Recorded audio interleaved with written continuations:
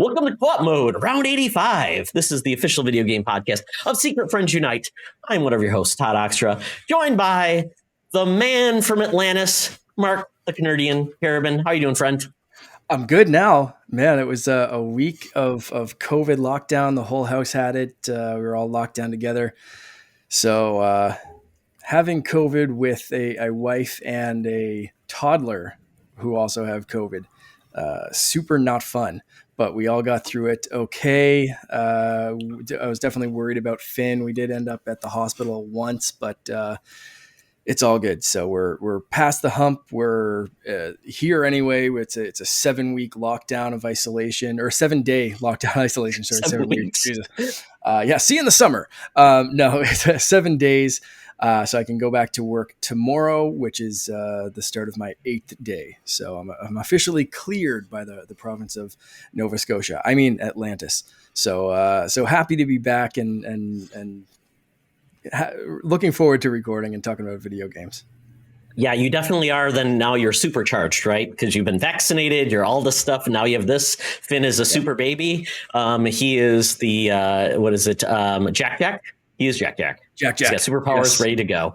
And we are excited for that and everybody to get back to normal. But before we get too deep into the weeds, we are joined by a new member of the Co-op Couch, and that is Mr. Steve.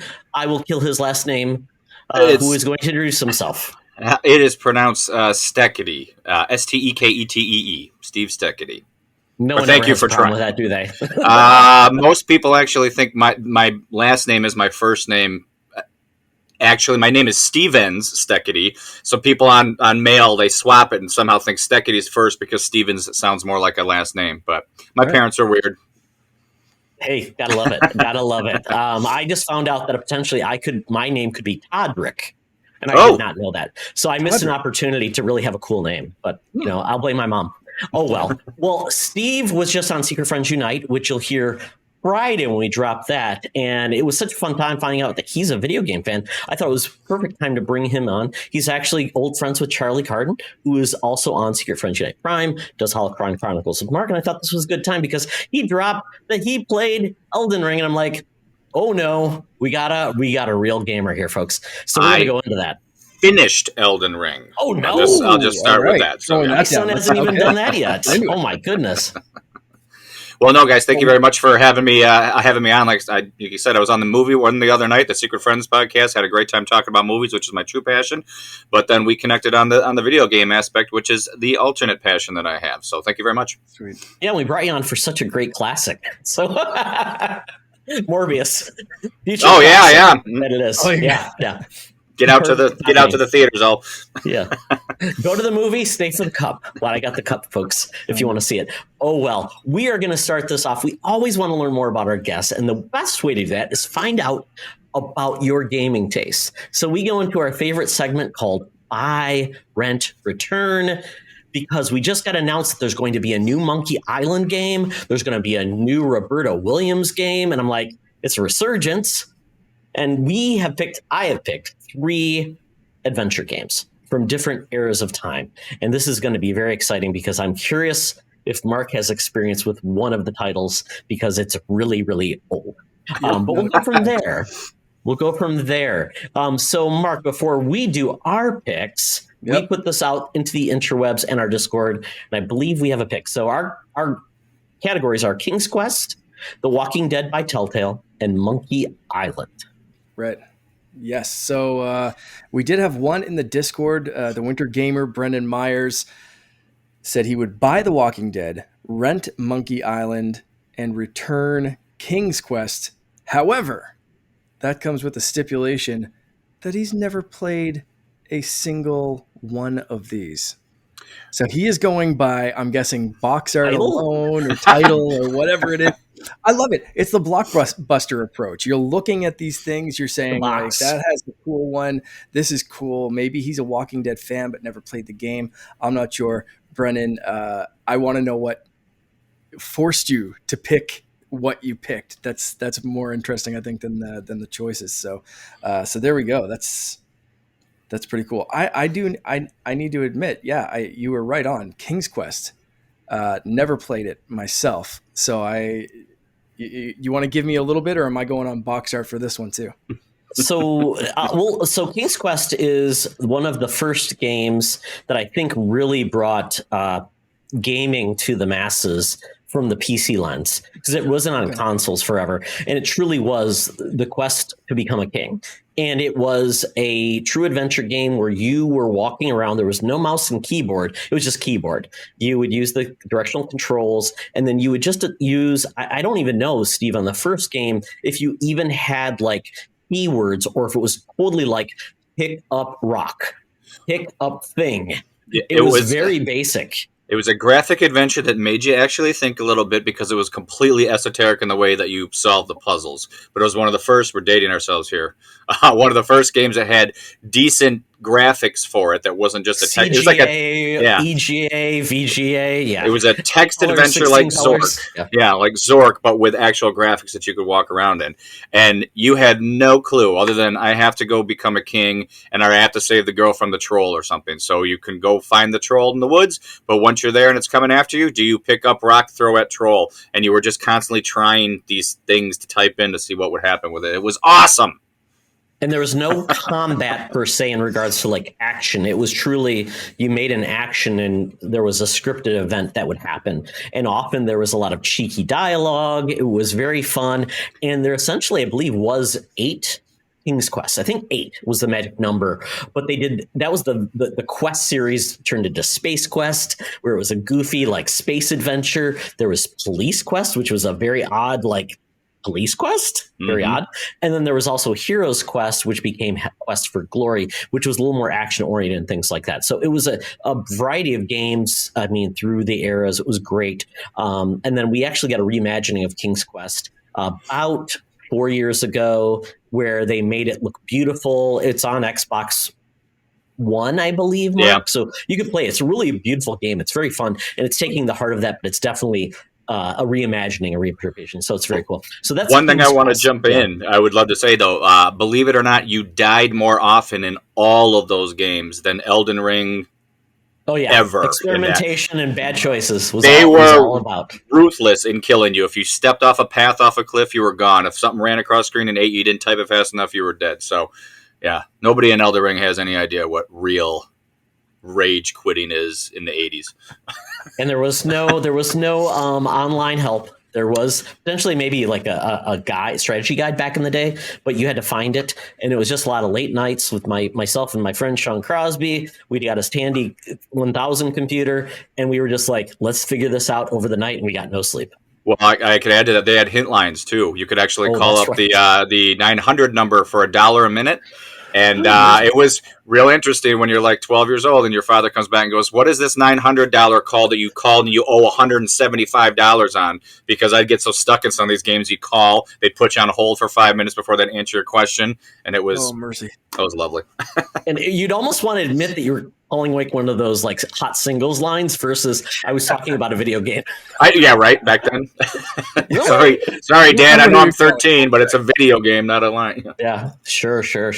Yeah. So Mark, King's Quest, you play The Walking Dead, I assume, or you're at least familiar with it. And then Monkey Island, Tim Schafer, and I'm blanking on the other creator's name. Ron Gilbert and Gary Winnick. Ron Gilbert, that's right. Though that was basically a pirate adventure with punning, and which is a game series I never played. But so maybe I will get into the new game that's coming out. So I have a little bit of a blank spot in there, but I played the other two. So Mark, for you, our description of King's Quest, Walking Dead by Telltale, or Monkey Island? I have played Walking Dead and Monkey Island. I'm going to pick Monkey Island for my buy. I love that kind of humor. I love those kind of games. It's one that I've played a few times. So I'm gonna go with Monkey Island for my buy. You do have me interested in King's Quest, and The Walking Dead is a franchise that I was into a little bit when the TV show first came out, dropped off after like the super boring second season, and never really got back into anything else. So you guys kind of almost have me convinced to rent King's Quest and just return Walking Dead. I think I'm going to go with that just to like mix things up right now. I like that. Yeah. I think that's what I'm sticking with. So good choices, Mark. Steve? All right. Well, okay. I loved all three of those series, but again, I am a bit older. So I would have to say, I love the resurgence of the game RPG-esque kind of choose-your-own-adventure that Walking Dead brought back. I actually preferred the Fable one, the Fairy Tales one, The Wolf Among Us. Yeah, that was from Telltale. That one is definitely the what was it? The Rent It or Put It Back? The Buy Rent Return. Return. And that is a devil's conundrum there between the other two for me, because one was one of the first things that set off my entire love for gaming when we had a computer very early on in my life.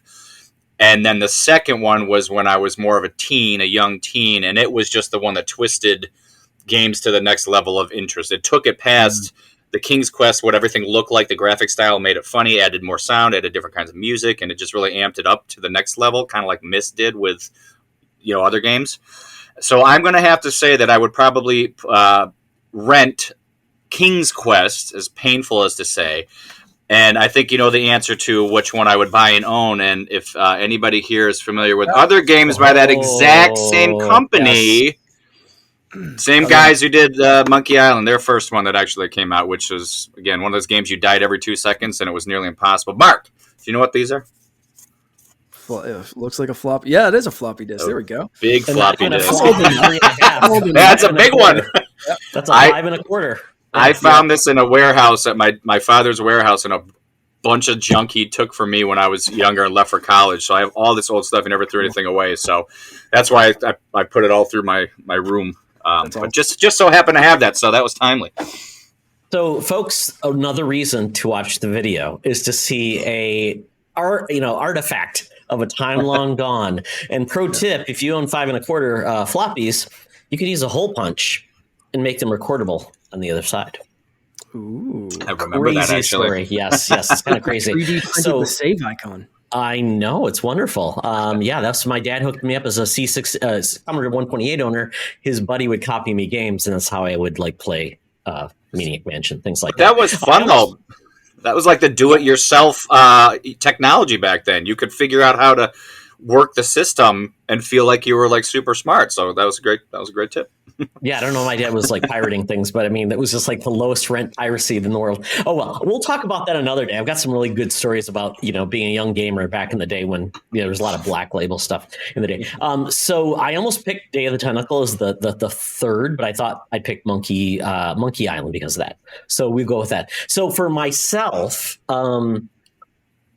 it's definitely by The Walking Dead, just because I absolutely loved it, because I loved The Walking Dead when it started off, and I loved the comic and I loved the TV series. Obviously, what it became is just a different topic, and then what they did with the game, it was so complementary and a different story, where they took the property, they said a completely different story that had nothing to do with what you were watching on TV and told a cool story. I love that, and it really created a new era of adventure gaming that really made. They used to call it choice and consequence, which is great. I love that.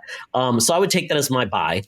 King's Quest would be my rent, because I would love to revisit a lot of those experiences, but I don't think I would really go all the way through them. It would be like dipping my toe and then getting back out, because I don't think I could recapture the glory. And then Monkey Island would be a return, only because I would play the new one. So that's where I would dip. But I mean, obviously, I've heard great things about the fact that you battle with puns. It's almost like pun battling instead of sword wielding. So I've heard so many good things about that. It's one of the pinnacles of that, but I just missed it. So, So it's going to be a fun time to see where this goes with all these new games. So very excited about that. But the reason we are here is to talk about what we've been gaming, folks. We really go deep here. We've got one news item, and then we're going to talk about accessibility in the topic. But Steve, anything you've been gaming? This has been the summer of my revisiting older games, because I couldn't find anything I really wanted to play this summer. So because of the GamePass, I've been going back through all the... I just went through the entire Mass Effect series again, one right after the other. I never thought I would have sat through that or had the time to do that, but somehow I did. I just did The Witcher 3 again. I had these on previous systems. And then, like you were just saying, I'm currently playing Lost Judgment right now, which is by the guys who do the Yakuza games. Yeah. It's kind yeah. of an Right, open right. world fighting / investigation. It's kind of fun. It's a little Karaoke, right? yeah, it's got all that stuff. It's weird though. It's like a total offshoot, but the same kind of game as Yeah. the Yakuza games. But as I said earlier, I'm still dipping back into Elden Ring. I hate that kind of difficult game and got suckered into by it on day one. And somehow I did not throw a controller through my television and managed to beat that thing about a week ago. And I'm still dip into it. I think I'm probably 85% of the way through all the bosses, everything I've read. Now I'm to the point I'm reading on everything I might have missed or where I can find everything. So I feel I've gotten pretty far through it. Are you playing on? Are you just a console gamer or also PC gamer? I am now completely strictly a console gamer. When I started building PCs I'm an actual video animator. I'm an animator and a video editor. When I started building the PCs for that side of things, I stopped using the big rigs. They cost enough. I needed them for work. So I run my own company, and all the ones I have that are basically work machines. And I just slid over to the consoles when the Xbox and PlayStation became relevant, probably on their first one, and kind of never went back. So. Although I miss it because I know there's so much more fun modding and things you can do with the PCs. My son showed me a video today. My son is 16. He's that perfect age. He loves Elden Ring. And I'm like, are you not beating this game yet? And he could easily beat it by now, but he's like just bulking up, doing all these crazy things. He shows me all the stuff he's doing. I'm like, I'm living vicariously through him. He sherped me through the first mini boss. And I'm like, that's cool, but I'm not going to be able to do this without you because I'm just not a patient gamer. So I've been watching him, and he showed me a video about because this one woman who's like an NPC who doesn't. There's not many characters, but he keeps talking about an Accord, like something my Accord. So somebody modded the PC game and put a Honda Accord in the game, replacing the horse that you can drive around. Yeah, that's funny. It has so much George. They made a big deal of George R.R. Martin writing for it, and apparently he didn't write very much other than the backstory lore you don't even hear. But there's so much of that. That old Englishy dialogue of we need an Accord, let's parlay, you are maidenless. But that all these videos are coming up because people are kind of making light of how serious it's taking itself, which is awesome, right. But how silly it can also sound. I think he just created a Mad Libs. He said, I'm going to create 25 verbs, 85 proper nouns. You play with them, and I'll give you the skeleton. There you go. Run. Go ahead. Anything to avoid writing more Game of Thrones. Exactly. Mm-hmm. He will.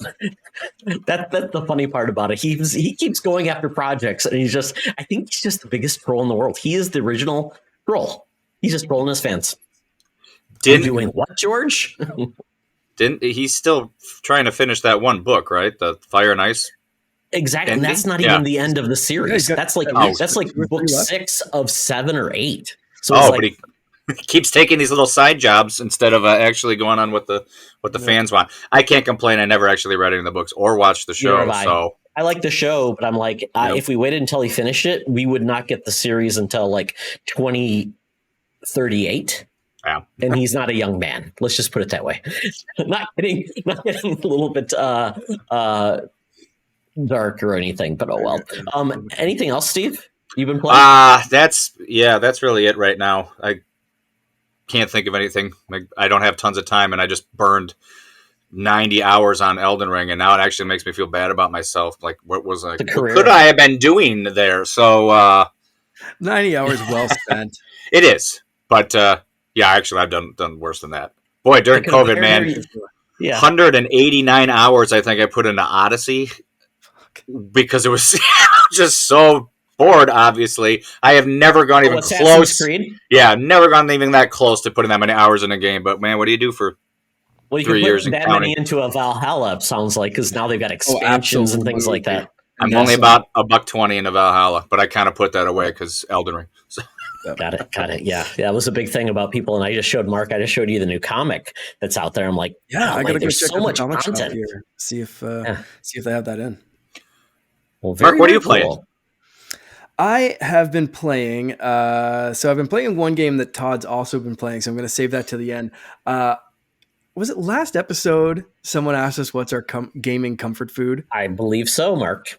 Well, I got a chance to experience that this week because, not feeling good. I didn't really have anything new to get into. like I said, a sick toddler. I've been like, you think you're off for a week, whatever, you're going to play a bunch of games, but for the most part, no. But when I did have some time, it was just a comfort food kind of thing. So I went back and played Super Mario World on Nintendo Switch Online, and that is 100% just comfort food for me. And it's so good to just go back and check out little, remember where all the secrets are and remember how to do this and do that. And it's just been great. But that was kind of triggered by Kirby, which is what reminds me of those types of games. Todd, I think you messaged me and said it's the kind of game that makes you feel like a good gamer. Where I think last time we talked about getting our asses handed to us in Tunic, and I've still been playing a little bit of Tunic and Fortnite, of course. I'm not going to talk about those though, because Kirby is so good. My son smiles every single time he sees Kirby. When you press the control pad and Kirby waves, my son waves back to him and says hi. He has my Kirby amiibo now that he's carrying around, so I have to order like a Kirby plush or something so he can actually like play with something instead of an amiibo figure. But it's such a great game. I've never gotten into a Kirby game this much, and I like the series. They do some fun, exciting, weird things, but this one's just, I don't know, it's just something special. I'm really enjoying it. Yeah, it's interesting because Kirby, it's weird because if you really go deep into Kirby, people claim that Kirby is like he is the easy mode, or sorry, he is like the boss mode. Like you bring a Kirby in, he wrecks house, and it's like Smash, and it's like, but it's Kirby. He's not a bad guy. No, he can kill people. He can absorb you. He wrecks havoc, and he's also like an Smash fighter. Standing. If you remember the start of the new Smash game, that's yep. Apparently, people said he potentially might be an elder god. We don't know this because he eventually, and they said like he absorbs his enemy inside of Kirby is like the hell of like an underworld. So it's like you can go deep into Kirby lore, which my son keeps reminding me of. I'm like, I don't want to think Kirby that, but oh well, maybe he is, maybe he isn't. Much further than the super boppin' Arlo song that that was fantastic. I didn't even know that was a real song. Many times this week.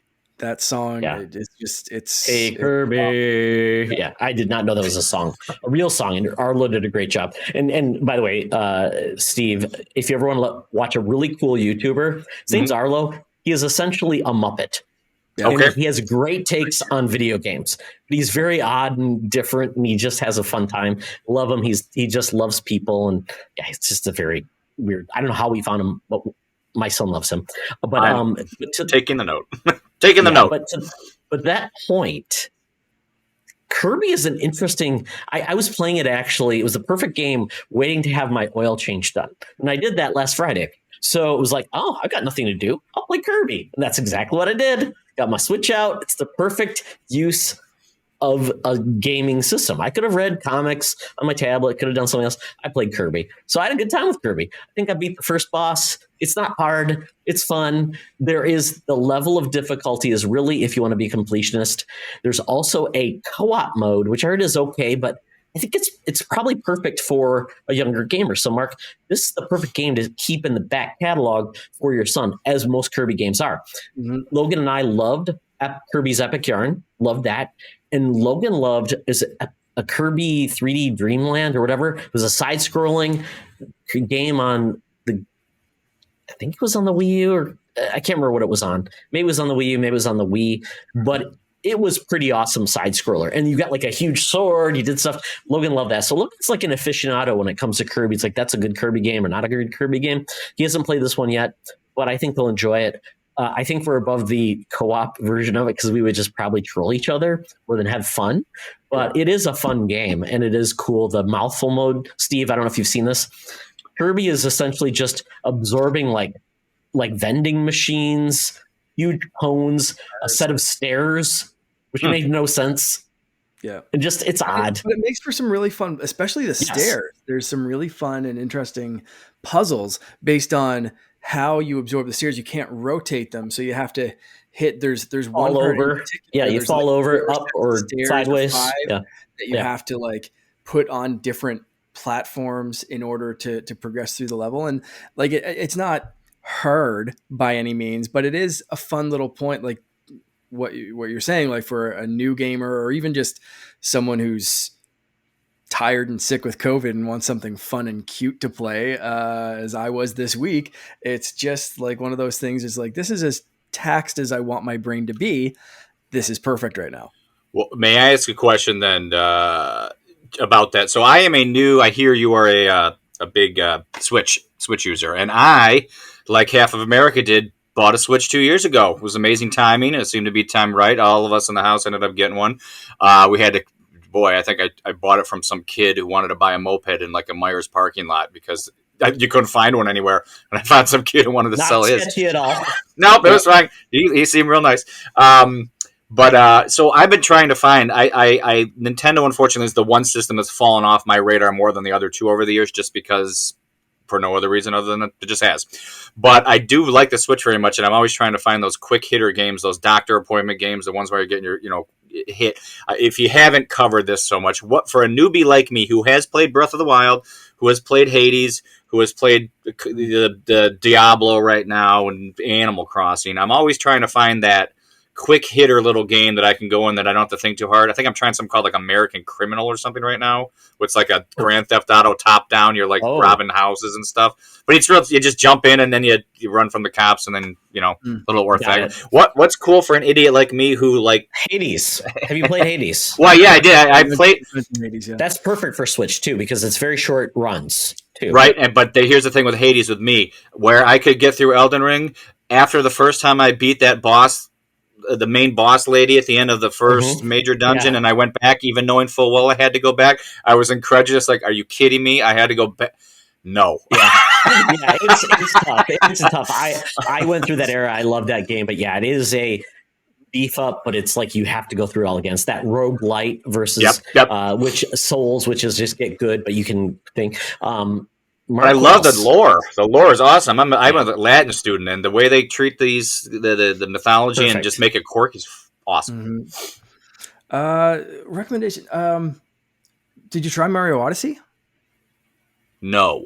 Oh man, that's a blast. That's a blast.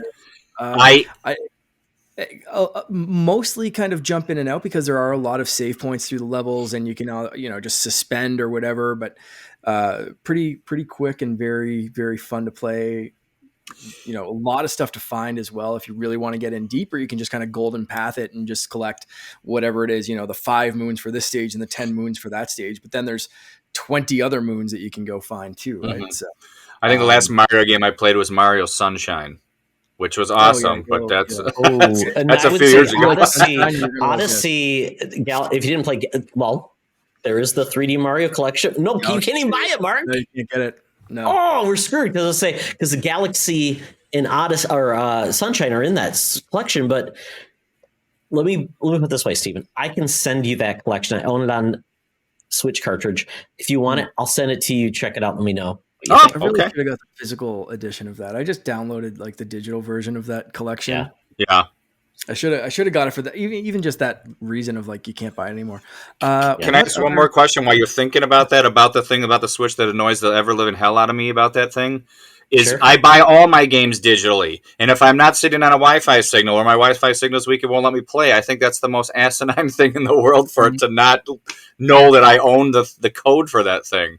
Any reading up on that you guys might have found of why they've done that for copyright or anything? I haven't had that problem with a connection. That's weird. I'm going to wager that you have 2 Switches hooked up to the same account. Ooh, that's probably possible because when my daughter, boy, I hate that. They don't like. Yeah, you have to kind of like log in. One owner owns the games. Yeah. Your main Switch, and you can find out. I can't remember exactly, so we can talk about this offline. Yes, after the show. But one of your Switches is your main Switch. Gotcha. So the example I have, my brother has 2 Switches, a Switch and a Switch Lite. Just because he likes taking the Switch Lite on the go, and his Switch, his normal Switch, basically just stays in the dock. It's not even portable anymore. That's just how he does it. So his Switch Lite is set to his main Switch because that doesn't need this verification process. Gotcha. Because he's always got the other one docked, right? Because Yeah. the other one's always docked, always has Wi-Fi, it's good to go. So that one is his secondary switch because he doesn't care if that one has to do constant checks like, do you own this game? Are you still logged in? Is it still okay? Blah, blah, blah. So that's, I'm guessing, the problem that you're having. So if you take your Switch on the go more often than the main Switch, you might want to do a little swap. I'm kicking my daughter off tonight, so thank you for the advice. Yeah, it's hard. I always go physical if you can when you've got like more than one, because it's just who's logged in and sharing it. But yeah, especially multiple kids, physical is the best way to go with Switch. But yeah, it's a mixed bag, but you can do it. You just have to plan ahead. Yeah. Yep. But yeah, I mean, there's it depends on what you like. There's a lot of different options on the Switch. But Breath of the Wild, if you've not played it, we're going to talk about that actually in the news section. But Breath of the Wild, if you like Elden Ring, Breath of the Wild is a game that definitely, and it's funny because I was listening, my son was telling me about this YouTuber that has his wife experiencing games, and she's not an experienced gamer. And so she's approaching problems without not having gone through like, yeah, this is just what games are. You're just experiencing them brand new. And Breath of the Wild is one of those games where you can choose your own path and you can do whatever you want. You may not have a great time doing whatever you want, but it's possible. So that might be, and then you can just save anywhere. So I think that would be an opportunity to try. And there's lots of little shrines that you can do, everything. So I think if you like the Elden Ring experience, Breath of the Wild is completely different because it challenges you because your weapons break. Well, so I have. Before you get too far down that path, I did play. That was one of the first Switch games I played, and I absolutely did love it. And coming from the Elden Ring, that I hated that weapon breaking thing, man. I love the freedom. It was so awesome with that weapon breaking thing. I was like, come on. So based on your knowing that you're decent with difficult games, I'm going to suggest Metroid Dread. Not as much very like quick, easy save points, but there are plenty enough that you can kind of like get there. Also going to throw out Luigi's Mansion 3. Oh yeah, did that one actually?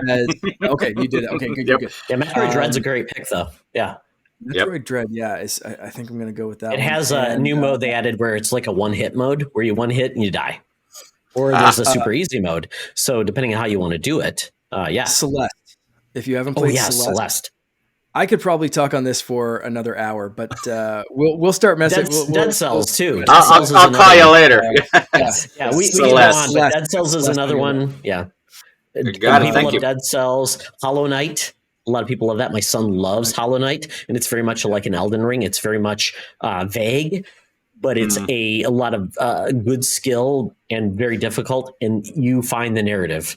And Steve, we talked about that, finding the narrative. Yeah. Hollow Knight's another game that's like that. You find the narrative. Yeah. Gotcha. I'm gonna one more before we move on. How do you like tactics games? Like tactical? My head doesn't work so well. Wait, I guess I'm sorry, cut you off. Are you talking about like a Tom Clancy tactical shooter, or are you talking about more like a StarCraft kind of like sim scenario thing? Not quite sim. I'm talking about Mario plus Rabbids Kingdom Battle. It's like an XCOM type game, but like for beginners of the genre until you get to the end of the game, and then it'll hand your ass to you on a silver plate. Strategic action game. Yeah. Weirdly strategic kind of. Another fun one to chew on for a little bit, I think, for that easier kind of. And you can find that game cheap. Yeah. Oh, yeah. I'm taking these notes. I think you'll love that game because it's a lot of fun. It's very strategic, but it's turn-based, and it's very much you can pause it and come back to it. Yeah. Excellent. We got to move on, or I'm just going to keep on. Exactly. I don't want any Mark. Thank you. I'll call you later. And just lastly, the game that I just cannot stop playing, and this game is taking precedence over Horizon's Forbidden West, and that is GhostWire Tokyo. This game is by I think it's Tequila Gameworks. They made like Evil Within. The guy who was behind Resident Evil 4. This game is only on PS5 currently. It will come to Game Pass because it's a Bethesda studio in a year, so you can play it there if you want to wait. But this there it'll stay. Exactly. This game is a lot of fun. I'm loving it because it's taking like modern day Tokyo mixed with like Japanese mythology with the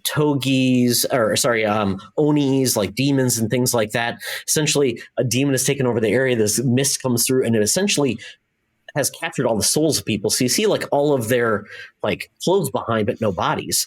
And your job is essentially you're dead, and this avenging spirit goes into your body and allows you to give you special abilities, and it's really fun. And you upgrade the abilities. You're taking down these really creepy villains that almost look like they're from a Japanese horror film, like The Ring or something like that. Very creepy and weird. But it's almost like a BioShock game, first person, almost like the different powers you have. And you do cool like Doctor Strange hand movements, and you can do all these power ups, and it's very fun.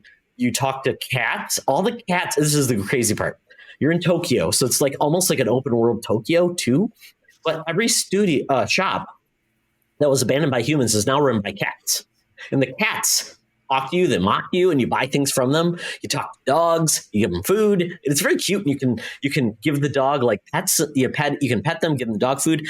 And every time I go to the cat or the dog, my dog goes crazy because he's like, "Is that a dog? Is that a dog? Oh my God, Dad, there's a dog there." I'm like, I love it. So it's fun. I love it. I just can't stop playing it. It's not really scary though. There's some jump scares, but it is like a Resident Evil at times where it's not very scary, but it's also action oriented where you're doing things. It's about movement and things like that. And it's got weird traversal, which is really interesting and fun, which I didn't expect. But it is that mix of Japanese, like, ghost lore, supernatural. You've got a lot of side quests where you have to figure out like, why is this cherry blossom tree not blossoming? Oh, because this evil spirit took it over and it's absorbing the life of all these other trees, and you have to. So it's really fun. I'm enjoying it. And the creepy lady with the big scissors, which reminds me of Clock Tower on the PS1. Oh, it's like Clock Tower, yeah. But yeah, she's chasing around like, holy crap, what am I going to do? And you have to item management and upgrades, and I'm just really enjoying the game. I'm playing it with, and I know this is like, Steve, you'll probably kill me, but I'm playing with English voice overs. But you can play with Japanese. You can play with Japanese voiceovers if you want, with like English subtitles, however you want to do it. But I'm like, I don't actually think the voice talent's perfect fine. But if you hate that, you can do the other way, which is nice. And it's well done. Like, yeah, I think it's pretty well done, actually. I find so many times they phone in the English acting, and it's yeah. Well, but also to your point though, that that's par for the course for a Japanese game. They've got such bizarre, and I mean that complimentary because they make some of the funnest games. Things that happen in games that are culturally part of what they do, that having weird, poorly read, executed American voices, I think goes very well sometimes with what you're actually seeing on the screen. So, oh yeah, what was that one weird game, Mark? Do you remember that one weird game that people loved? It was like Twin Peaks, but it was made by a Japanese creator. There's two of them. Crimson. No, yes. It was. You were driving around talking to Zach, your little movie friend. There was two of them. Yeah. I played the second one on the Switch, actually, which was very difficult. But it was like one of the worst games that people loved. It was like that cult game series, but yeah, same thing. This is pretty good. I think if you're a fan of like that Japanese, like Resident Evil, but more action oriented, I think you'll enjoy it with a little bit of and you've got a constant companion with you, which is very fun. Like the guy that's invaded your spirit is constantly talking you through. And I always forget that the DualSense controller has a speaker built in. I always forget it. And it's so cool because it's right there talking to you. The DualSense implementation of the feedback, all of the things that are included in it are awesome. So I think they've done a great job of taking all those things and making a really cool experience. So GhostWire Tokyo, definitely check it out. It's a lot of fun. Would you say that it's like another game that scared the ever living hell out of me was Fatal Frame? Like all of them? Do you remember that game from PlayStation? This is more action oriented, but that similar aesthetic. But like I said, you're kind of in Tokyo, so you're doing a lot of open world exploration. But once again, you get into a world and you're like, oh crap, there's the bad guys. They're coming at me and they're really creepy as hell. Yeah. True. Yeah. Well, somebody told me you're a man who knows how to get things, and if you can dig me up a PS5 because I haven't been able to get one yet and send one over here, I will buy it. But right now, they won't let me play it. Steve, I will put you on my list, and I will get you a console. Believe me, I am console clause, right, Mark? Yeah, absolutely. Before we move on, I do have one more buy rent return from Discord. Schloss. Jesus, I can't speak. I don't know if it's his real name either. I see him. He's always got like comments. Constantly in the Discord. So yes. So keep the comments coming. But he would buy King's Quest because he already has, and he's played some more than once. So that's I guess something he's revisited in the past. So he'll buy it again. He's going to rent Monkey Island. Similar to Todd, seems like he hasn't tried it out, but has always seemed interested. The only LucasArts adventure I ever got around to was Maniac Mansion. So yes, the guy's awesome. Yep, there we go. Where we are. Good stuff. Fun fact: there was actually a Maniac Mansion TV series with Matt Frewer. I do remember that. That did not do well. Crazy. Yeah. And he would return then Walking Dead again. Seems interesting. Hasn't played it, but he's kind of been over the zombie craze since before the TV show. So he jumped out of the Walking Dead even before I did. So can't blame him there. So there we go. Nice. Good point. Very, very good. All right. Well, thanks everyone for giving us feedback, and we'll do a better job. We're going to put it out a week in advance going forward. Mark and I will be locked in on that. We'll lock in and get the Byron return going forward. But with that, we're going to hit one news item. There was a lot of stuff going on. Spartacus was announced. It's a mixed bag, but I already locked in because I found a refuge to get PS Plus now, whatever, for 3 years. Sorry, guys. It's going to be fun. You're going to get to play a lot of PS1, PS2 downloadable games going forward. That's the big thing. Downloadable, big retro catalog, awesome. PS3 will still be streaming, and a PS4, PS5 catalog, depending on what you do. If you're going to subscribe, buy the annual. $120 gets you the biggest package, which is a good deal. That's essentially PS Now plus PS Plus for a year. So do that. Don't do monthly. It's the same thing with that the Gigolo hotline says. $120 gets you the biggest package. Mark, I would not be able to judge on that, but thank you for your recommendation. Also, this cool part, Mark, I love this, and for everybody else, Xbox is planning on doing a family package for Xbox. Yeah. Package, God, I hate that term. It means so many things. For Xbox GamePass, doing a family package, because right now the limitation is when one person logs into one Xbox, it kind of derails the other person when it plays on another Xbox. So the family plan was on Xbox Live Gold, and they haven't done it yet. So that'd be great. Like maybe $30 a month, gets you 5 people in your plan. I think this is a cool idea. I hope that's what they do. Can I ask you? So I was thinking about this today a little bit. I think no package questions. I think it is awesome with the scenario you just said about having maybe one other person in the house on at the same time you are and being able to not screw up your game. I'm trying to justify 5 people in the same family all on different Xboxes at the same time and what they should be doing to come back together around the dinner table. Like when I hear that they're putting this whole system, I'm like, really? There are 5 people in your family at the same time, all on? Is it going to be family the same way that I treat the Nintendo exactly family, which is Finn's godparents, my brother, my nephew, me, and my wife. I think that's the 5. My Nintendo family is myself, Sean Nias, his kids, and my brother-in-law and his kids. Yeah, that part of it works. All right. Family. We're all in the family. And you know what? Family. If there's an Xbox Game Pass family, I will may have family in Xbox in Canada land as we'll figure this one out. So we'll go there. But I think it's great because it's just the thing you don't want to share passwords if you don't need to, but why not broaden it and put down the barrier? $30 a month, I think, is the sweet spot for a family plan. More than that gets really dicey, right? Mm-hmm. And are you having your friends, your families chipping in with you? I've got some family on other TV stations and stuff. I don't ask them to chip in. We just swap. We swap under family. Family is slackers right now. My Nintendo family needs to start chipping in eventually. Yeah, my Nintendo family, it's split. Yeah, it's pretty good. It works. Mark's a hard sell. He's like, you need to do this or you're cut off. Oh, well. But the big news story this week is, Mark, do you want this one? It's not a surprise, but it's a disappointment. And this was early in the week. So like I said, we were in lockdown. I needed one more kick to just get me right down. And that was Breath of the Wild 2 delayed until spring 2023. Like I said, not a huge surprise. Nintendo's got a pretty stacked year. We know there's a new Pokemon game coming out. We know there's some other stuff through the pipeline that we were trying to figure out. When does Breath of the Wild 2 fit in, or why are they putting things up against Breath of the Wild 2? So they came out with like literally 2 2-minute direct this week that was just like, it's out We there. apologize. Here it is. We apologize. Breath of the Wild 2 is delayed. Spring 2023. And that's basically it. And here's a 2-second clip of new footage. I was just going to say, they showed off like 2 seconds of new footage, including like the damaged Master Sword, a couple of other little tidbits, but that was pretty much it. So I don't know. I can say I'm disappointed by this, but like I said, there's a lot of stuff to play this fall. Even if you only own a Nintendo Switch, there's going to be some stuff to play. Through the spring, summer, fall, whatever, like there's plenty of stuff. So saving this, giving it some more time to cook.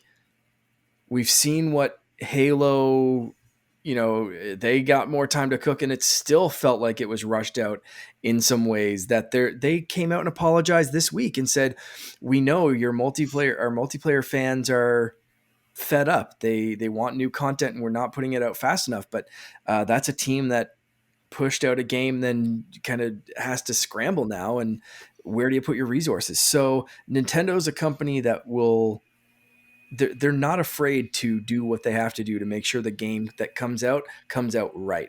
So if they say they need more time, if I had to pick one company in the world that has earned the right to say, I need more time, it's Nintendo. So I trust them. It is a disappointment. What do you guys think? Steve, let's start with you. You said you played the first Breath of the Wild. Are you looking forward to this one? I am. I love Breath of the Wild. It was a big foray back into the Zelda for long years. But to your point a minute ago, the fact of all the news about, boy, why can't I? When they're treating their employees badly and working them to death, that's too much. Crunch. Why can't I get that Crunch. word? Yeah. All the talk about crunch and all the stuff that's gone on with Cyberpunk, which I still just think is one of the greatest games of all time. I'm sorry, I had a great experience, but I'm sorry that had to happen.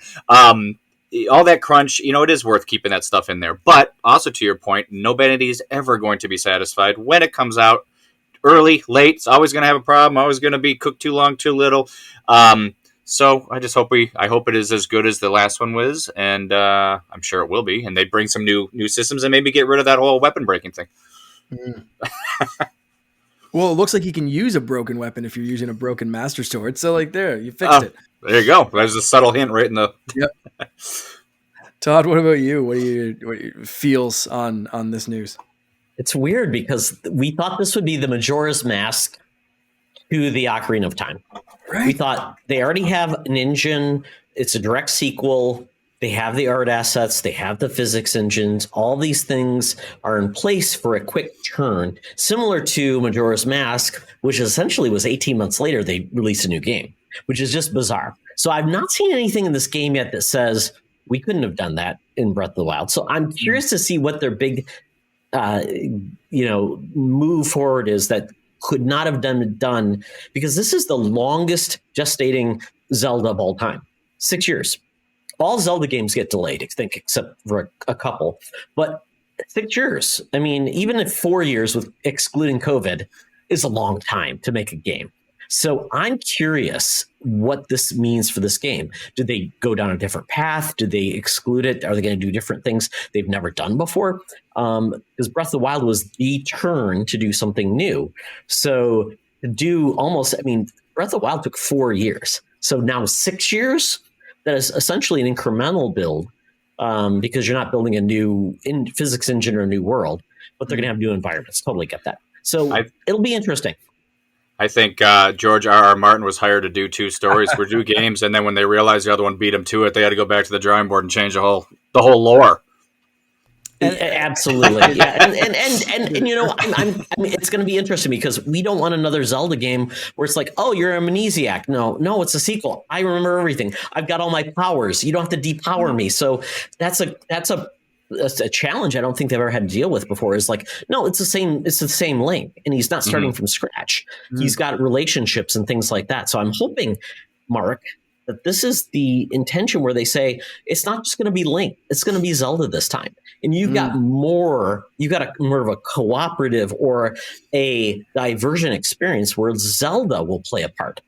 I think that's the only way you can say that's what made it take that long versus Link's just going up. He's going in the air. I'm like, okay, great. You did that with Skyward Sword. So I think they need to do something that really means it.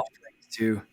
That would be amazing. As long as it's not controlled by motion controls, right? I don't want my shoulders. No, or anything there. But I would love to see those creepy looking shoebill demon birds. Let's bring that back. Yeah, that'd be great.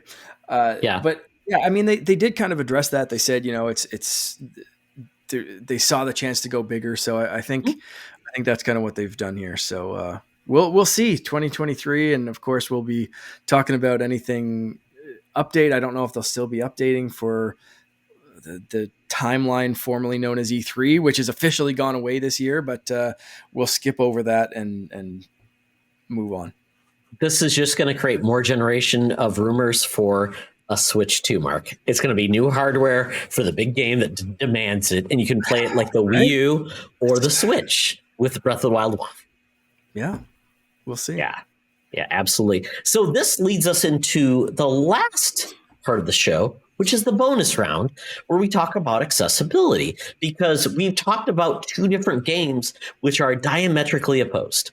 So accessibility is essentially allowing people to access games on the way they need to because of their abilities, maybe challenges they have with technology, their familiarity with games. All of these things account for accessibility. Your skill set, your time you have the game, young, old, all of these things are part of that when it comes to accessibility. It's not just difficulty. It just becomes all things and people that want to play and just the barriers to game and have a good time. So we've got, once again, we talked about the different levels of games and accessibility. We've got Kirby and we've got Elden Ring.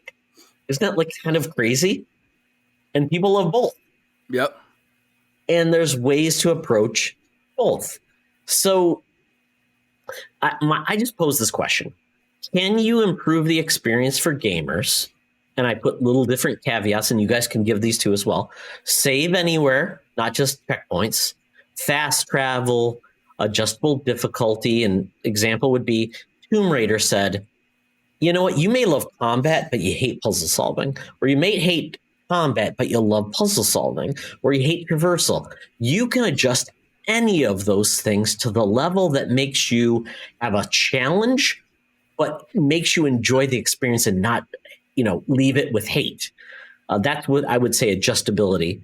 And then without compromising the game, meaning saying a developer has a vision like a filmmaker, Steve, and saying, I don't want you to say, this is not what I imagined, but I want more people to experience it. So that's what I pose. I will sit back and say, can you do this without compromising the game? So, Steve, go ahead. Well, I think you covered a couple of the points very well. I think the thing that I'm seeing happen right now is the word accessibility is getting mixed with that's too hard for me right now. It's more of a louder voice that's on the YouTube sphere. Mm-hmm. I mean, absolutely, accessibility as far as, color blindness and all other things, that the size of font and type and everything that you can possibly do to make a game, to open the door into that game for that person to walk into the game land and begin to experience, I believe absolutely has to be there every single time. When it comes to the difficulty, coming back from the age of the 80s and 90s where everything was punishing, and you went back. Not that was great. It's kind of a badge of honor now. And I certainly at my age hate some of that punishment that still happens in games right now. I find it's a little hard, right? Because as you said, I'm a movie guy and there is an intent that the person who made the group that made that game wanted to put out there. And if that intent was, I want you to fight your ass off to get through this because I believe the reward at the end is the journey of that is better than just walking through it. I can't say they were wrong for doing that. And having played Elden Ring, in the first game I played in a long time where I couldn't put an easy mode on because, I like just walking through stories now. I felt so rewarded when I got done with that. I was dancing upstairs in my bedroom in front of my girlfriend. She's like, did you beat Elden Ring? And I'm like, I did. Look at this. Yeah. I haven't felt like I was 10 years old like that in forever. So frustrating as hell, but fun. But the one thing that save points everywhere, I think should be standard in all games all the time. Make the guy as hard as you possibly can, but if I can't just walk right up and not have to go through, 2 miles, and they're much, much better than that now. But yeah, that's kind of my 2 cents right now. Game being hard is not inaccessible necessarily. It wants you to do something, and you have the right to do it, and you're not. And I hate to say this, but not everything is for everybody, even though in society we're trying to do that as much as we can. Movies aren't for everybody. Paintings aren't for everybody. Certain foods aren't for everybody. And if that game's not for me because the door hasn't been open for me to walk into the world and start, then I got to walk away. And I have on that before, but that's my 2 cents. 10 cents. Right. I tend to agree that not every game is for every person, and I know myself enough to know that like I either don't have the time or don't have the patience or the skill, or that's not my type of game, and I'm usually pretty good at calling that myself. But there are times when I really appreciate that accessibility, and it makes me kind of happy to be a pretty much fully able person to play games, and then it gets you thinking about that broader picture of accessibility, what that means for someone who can't, like you said, color blindness or accessible controls and that kind of thing. And there is that argument that gaming you should at least have the option to do that. So while I can see it from both ways. It's difficult to say like, oh, well, just because you can't see the font that they chose very small in this, is that any different than this game is supposed to be difficult? It's a visual choice versus a difficulty choice. So it's tough, but at the same time, it's frustrating when that's your barrier from enjoying something, especially in something like Elden Ring. If you're just a big George Railroad Martin fan, then you want to experience it, even if he was mostly hands off with this and just kind of wrote like a draft.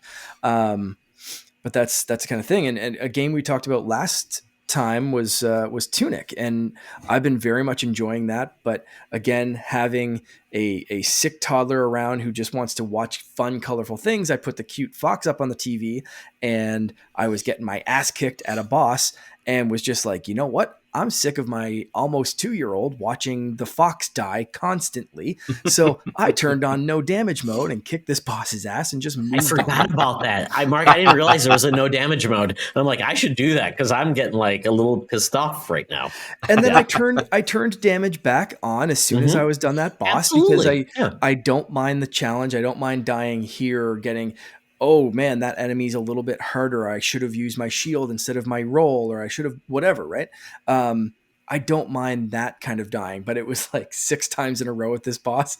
And like, Finn's kind of like getting a little antsy from seeing like the, just fox get his ass kicked, and he just wants to like play hide and seek behind the bushes with the fox.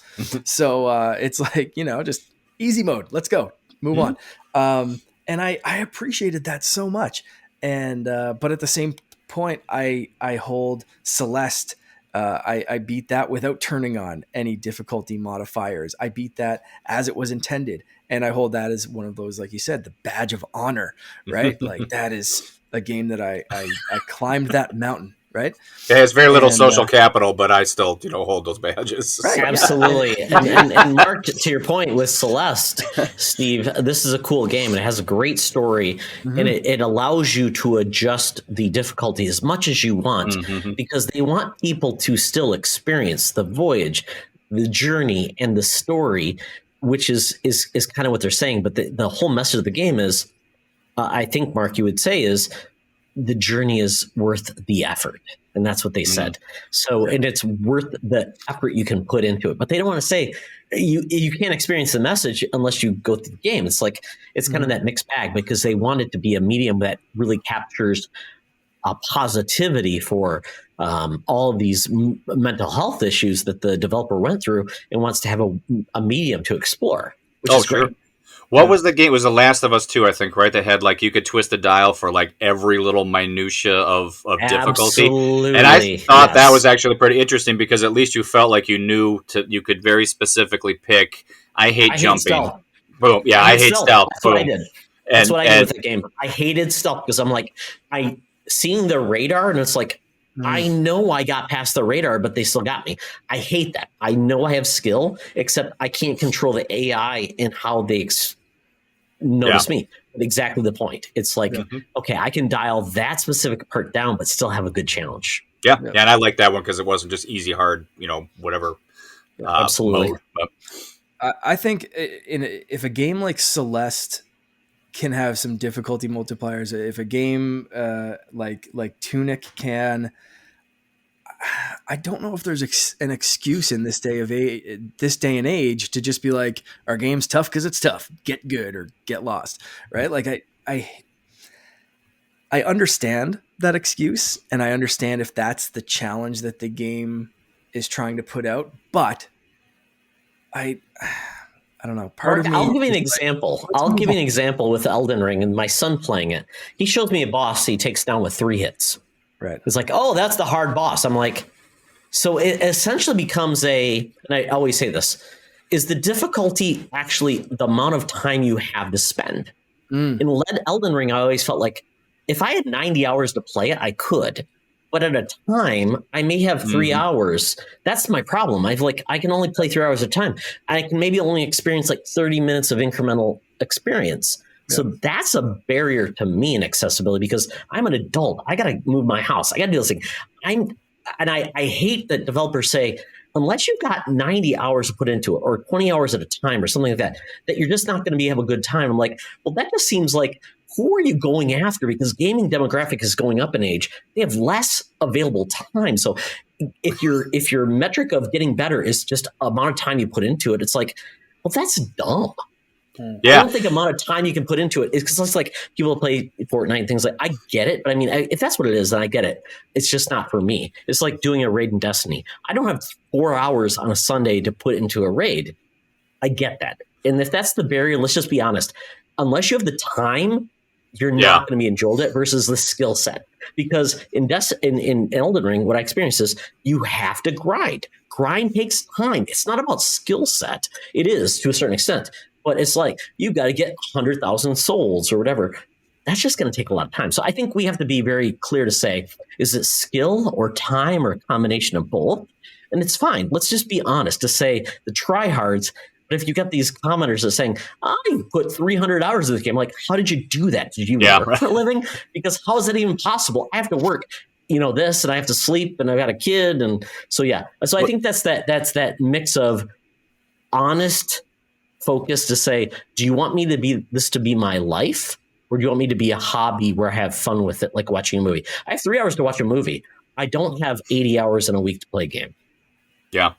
Do you think, and I agree with a lot of that kind of stuff, and with EA and all these companies, you watching the gaming world change so much with microtransactions and loot boxes and unfinished content and always updatable content. It's a very different planet that we were on before. And all these companies are making these highly accessible games. I think FromSoft, that's their thing. They know who they want to go after this. That's what they've always been. They don't really care.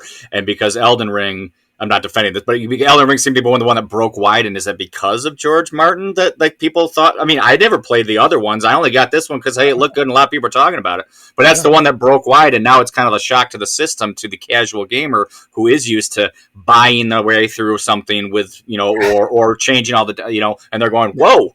And as we talked earlier, I'm from that old school way, and I'm not that the kids need to figure this stuff out, but it's like, man, it used to be a lot harder back then than it is. It's actually pretty easy now in games to get through them. So, that wasn't really a great cogent point, but I think FromSoft is kind of they know who they want to be in their end, and they'll always be that, right? Yeah, that's the creator has said. My games are about suffering and learning from it and getting better. I totally get that. And they don't want to lean into anything else. I totally get that. It's the FOMO because this game is becoming such a big thing that I think this is really frustrating a lot of people. Absolutely. But I would say it's not just even the difficulty with Elden Ring. It's the vagueness. It's the fact that there is no pause in a game that essentially is a single player game with multiplayer elements. The fact that you can't pause, it's like, I'm not raiding. I can do whatever I want. And it's just, I don't want people to come into my game, but why can't I pause to do in the middle of combat, take a thing like that? I totally get that. And they've done certain things to say, we've gotten to a point where you can do things in menus where you can explain things. they just like to be vague. And that's where I think they're just really going after people. It's like, we're going to be really vague and not tell you how to do things, how to equip things, what matters. Even when you pick your class, it's so vague. There's like 12 classes and it's like, have fun. It's like, we're at a point where we can actually be cogent and tell you things, but we're choosing not to. So in a way, they are baiting people to be angry because they want you to explore and commit to it, but they're not going to commit to it like other developers would, and they would get nailed for it. So there is a little bit of a pass, just like there's a pass for Nintendo and Sony and others. But I mean, it's just the way we are today. So I appreciate what they're doing. They're doing something completely different. Yeah, and that'll be my last point on it. I haven't spent as much time online looking up on how I should be trying to go, figure out best builds, figure out where I should go. I'm not trying to cheat the games. There is really no story. I mean, but, where do I kind of go?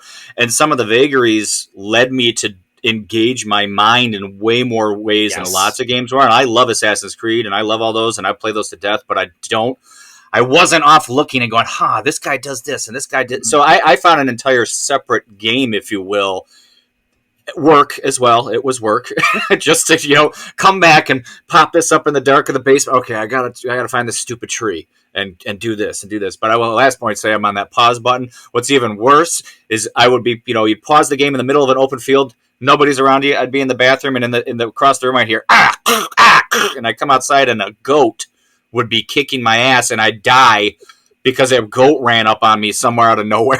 Not even a bad guy. So, yeah, that was a bit annoying.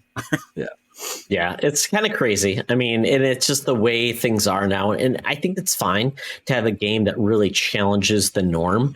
I get it. So it's just the hard part is when the audience that's out there, when you're trying to engage and like basically says, get better, get good. We don't like that. We want people to engage and make the gaming experience better. So hopefully that's going to be the future.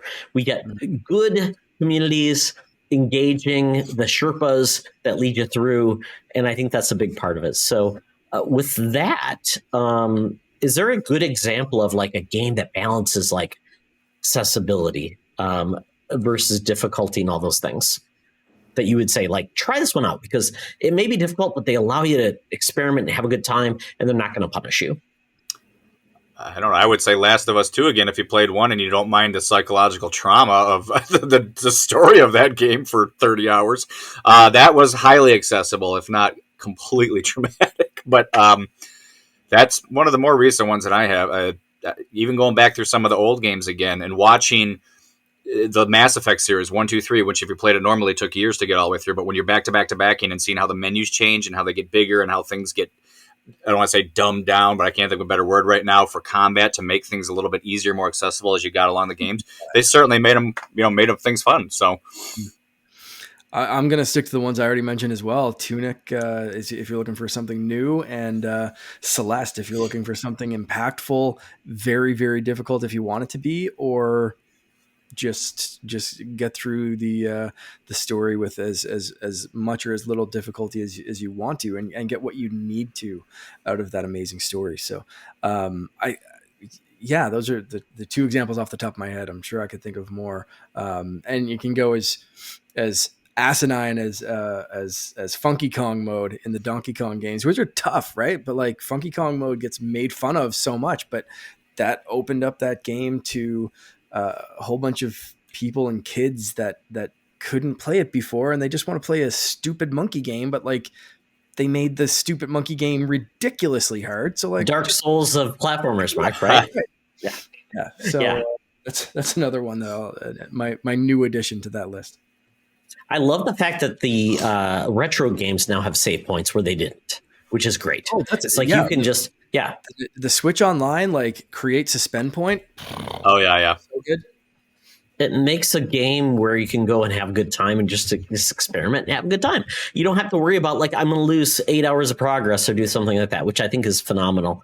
And I would agree with like, even like Horizon Forbidden West, they just added a mode where like they upgraded it where it's like, oh, if you're going to collect all of these things to get all of your resources, they no longer require you to do this animation where you pick things up, which when you're doing a game for like 60 hours, that gets annoying. It gets like you're just taking up my time to do this animation that I don't care about. That's why I hated like Red Dead Redemption 2, because I'm like, now I'm gonna like brush my horse and it's gonna take 3 hours. So yeah, I think there's a lot of great ways we can get this. But you know what? Let us know, folks. What games do you recommend that really manage accessibility? And we'll go from there, because I think people want to game and make it worth their time. So with that, Steve, thank you for joining us. This has been a fun time. So tell people where they can find you if they need to find you online. Well, thank you guys. I really appreciate it. I can tell you where you can find me online. However, the older I get, the less online I go, just to keep things quiet. I am on both the PlayStation Network, on the Nintendo Network and the Xbox Network under Sea Slayer. That is an old 1990s really stupid handle that I have for myself, and there's thousands of them now, but I have the first one. So CSLAYER. Incredible game handles. We love them. I had mine. I got rid of those finally, and I was able to traverse. So thank you for joining us. So Mark, tell people where they can find you. You can find me on Xbox and Switch as Canardian, or on Twitter, Instagram, Twitch, everywhere else as _Canardian.